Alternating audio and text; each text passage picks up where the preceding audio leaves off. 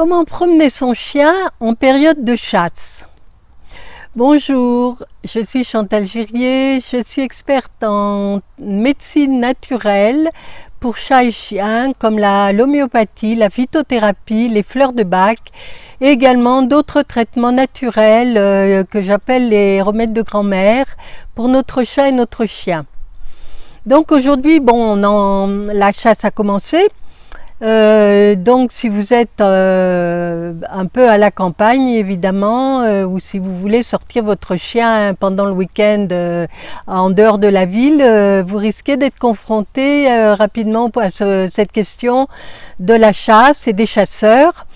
Donc moi ce que je vous conseille, évidemment la première chose c'est d'éviter les zones où vous savez où il y a des chasseurs et des chiens de chasse justement. Pour cela il faut vous renseigner auprès de la mairie pour connaître les horaires et les zones, les horaires, les jours et les zones de chasse du coin.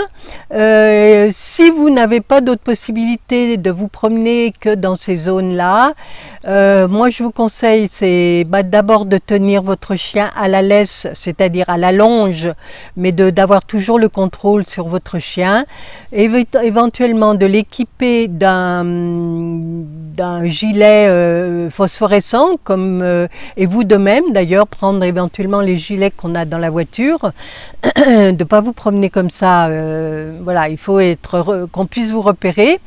Et d'autre part, éventuellement, votre chien, lui mettre une petite clochette à son collier, de façon comme ce qu'ont d'ailleurs les chiens de chasse, mais au moins comme ça avertit et que vous ne soyez pas pris pour du gibier, aussi bien vous que votre chien. Mais en tout cas, je vous conseille vivement de ne pas lâcher le chien, parce que il peut déranger la chasse et voilà, et être pris même par mégarde pour un gibier alors que ce n'est pas le cas.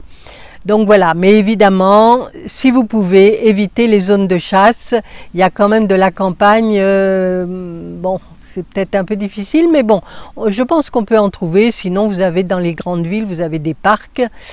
Bon, c'est vrai que maintenant, tous nos animaux ne sont pas forcément acceptés, c'est vrai que ça devient un petit peu difficile, mais bon, en tout cas, vous avez le droit de vous promener voilà, et bon, évidemment, si vous habitez le bord de mer, il y a moins de problèmes.